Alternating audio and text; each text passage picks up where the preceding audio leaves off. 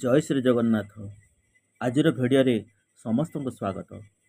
ପିଲାମାନେ, ଆଜି ଆମେ ଓଡ଼ିଆ ବ୍ୟାକରଣର ବିଶେଷଣ ପଦଗୁଡ଼ିକର ସଂଜ୍ଞା ଏବଂ ସେଗୁଡ଼ିକର ଉଦାହରଣ ବିଷୟରେ ଜାଣିବା। ଭିଡ଼ିଓଟି ଭଲ ଲାଗିଲେ ଲାଇକ୍, ସେୟାର ଓ ଚ୍ୟାନେଲଟିକୁ ସବସ୍କ୍ରାଇବ୍ କରିବା। ତେବେ ପିଲାମାନେ, ପ୍ରଥମେ ଜାଣିବା ଗୁଣବାଚକ ବିଶେଷଣ ପଦ କାହାକୁ କୁହାଯାଏ। ଏହାର ଉତ୍ତର, ଯେଉଁ ବିଶେଷଣ ପଦ ବିଶେଷ ପଦର ଗୁଣ ପ୍ରକାଶ କରେ ତାହାକୁ ଗୁଣବାଚକ ବିଶେଷଣ ପଦ ବୋଲି କୁହାଯାଏ। ଏହାର ଉଦାହରଣ ନାଲି ମନ୍ଦାର, ଦୟାଳୁ ରାଜା, ମହତ ଲୋକ, ମଧୁର ବଚନ ଇତ୍ୟାଦି। ତେବେ ଏଠାରେ ମନ୍ଦାର, ରାଜା, ଲୋକ, ବଚନ ଏଗୁଡ଼ିକ ହେଉଛି ବିଶେଷ ପଦ। ନାଲି, ଦୟାଳୁ, ମହତ, ମଧୁର ଏଗୁଡ଼ିକ ହେଉଛି ବିଶେଷଣ ପଦ। ତାପରେ ଯିବା ଅବସ୍ଥାବାଚକ ବିଶେଷଣ ପଦ କାହାକୁ କୁହାଯାଏ। ଏହାର ଉତ୍ତର, ଯେଉଁ ବିଶେଷଣ ପଦ ବିଶେଷ ପଦର ଅବସ୍ଥାକୁ ସୂଚାଏ ତାହାକୁ ଅବସ୍ଥାବାଚକ ବିଶେଷଣ ପଦ ବୋଲି କୁହାଯାଏ। ଏହାର ଉଦାହରଣ ଦୁର୍ବଳ ଶରୀର, ଭଙ୍ଗା ଦେଉଳ, ଅସୁସ୍ଥ ମନ, ପାଚିଲା ଆମ୍ବ ଇତ୍ୟାଦି।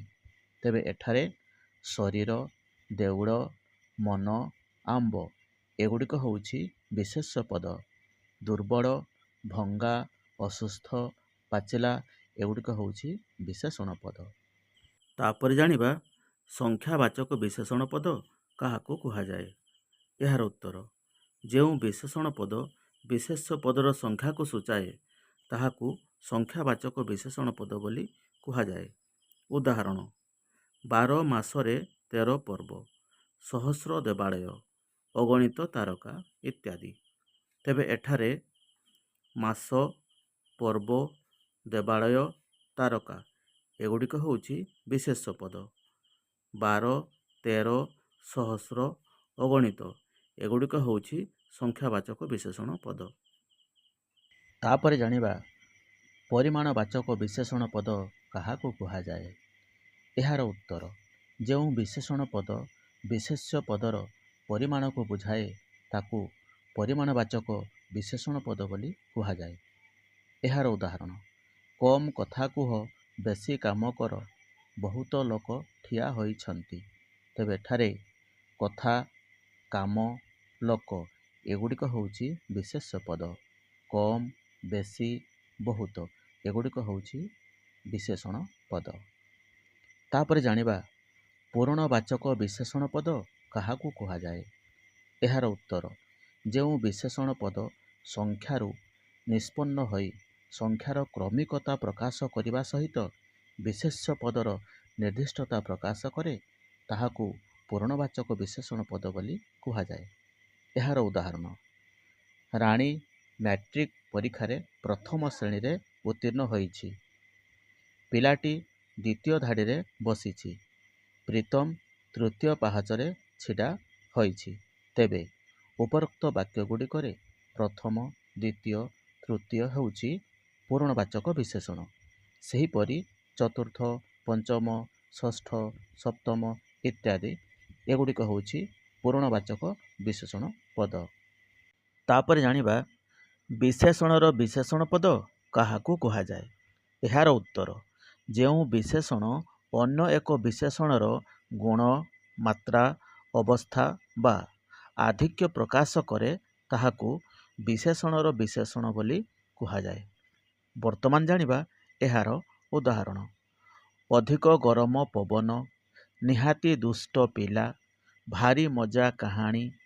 ତେବେ ଏଠାରେ ଅଧିକ, ନିହାତି, ଭାରି ବିଶେଷଣ ପଦଗୁଡ଼ିକ ଗରମ, ଦୁଷ୍ଟ, ମଜା ବିଶେଷଣ ପଦର ପୂର୍ବରେ ବସି ବିଶେଷତ୍ୱ ପ୍ରକାଶ କରୁଥିବାରୁ ବିଶେଷଣର ବିଶେଷ ପଦ ଏମାନଙ୍କୁ କହନ୍ତି।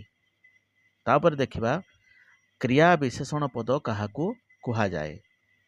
ଏହାର ଉତ୍ତର, ଯେଉଁ ବିଶେଷଣ ପଦ କ୍ରିୟାପଦକୁ ବିଶେଷିତ କରେ ଅଥବା କ୍ରିୟାର ଗୁଣ, ଅବସ୍ଥା ପ୍ରକାଶ କରେ ତାହାକୁ କ୍ରିୟା ବିଶେଷଣ ପଦ ବୋଲି କୁହାଯାଏ।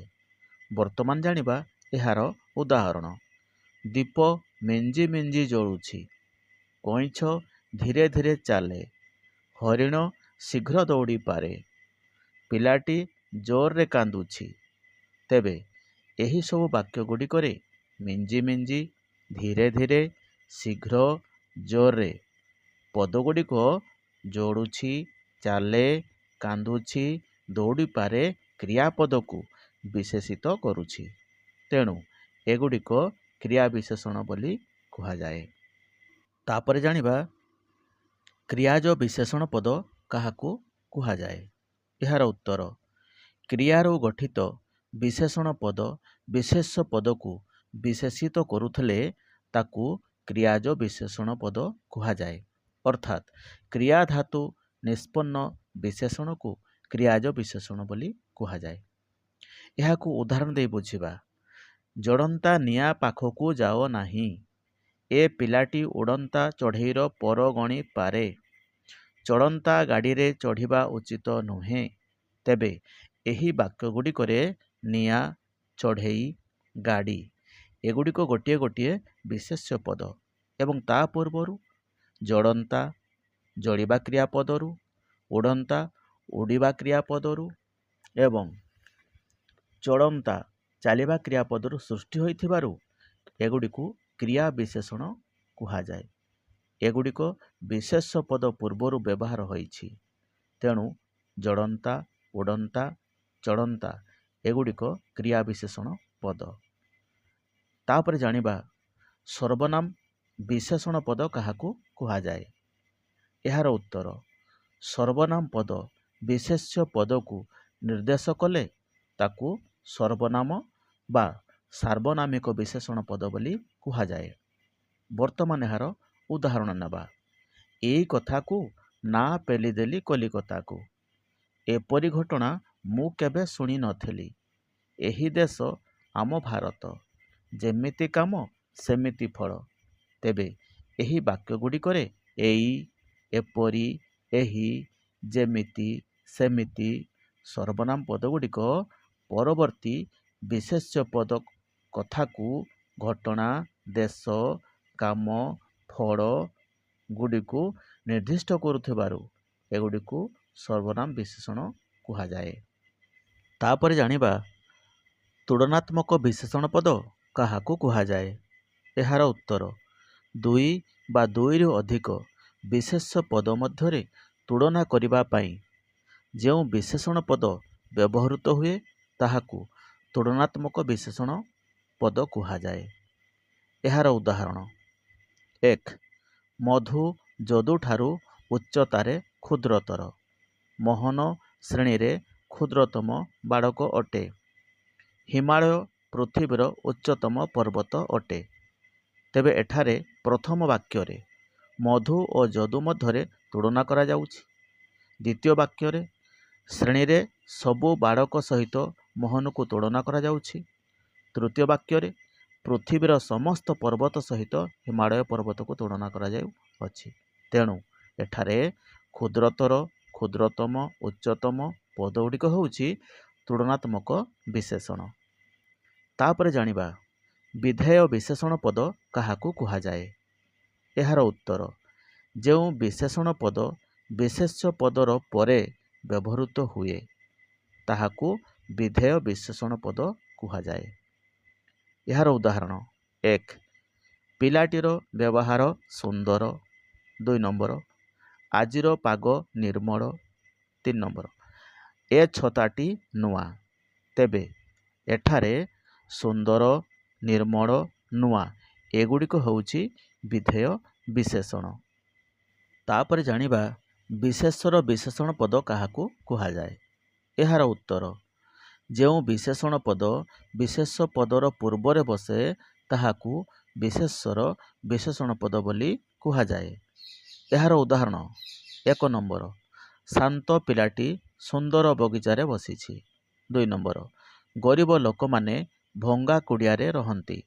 ତେବେ ଏହି ବାକ୍ୟ ଦୁଇଟିରେ ପିଲାଟି, ବଗିଚାରେ, ଲୋକମାନେ, କୁଡ଼ିଆରେ ଏଗୁଡ଼ିକ ହେଉଛି ଗୋଟିଏ ଗୋଟିଏ ବିଶେଷ ପଦ ଏବଂ ତା ପୂର୍ବରୁ ଶାନ୍ତ, ସୁନ୍ଦର, ଗରିବ, ଭଙ୍ଗା ଏହି ପଦ ଗୁଡ଼ିକ ହେଉଛି ବିଶେଷର ବିଶେଷଣ ପଦ।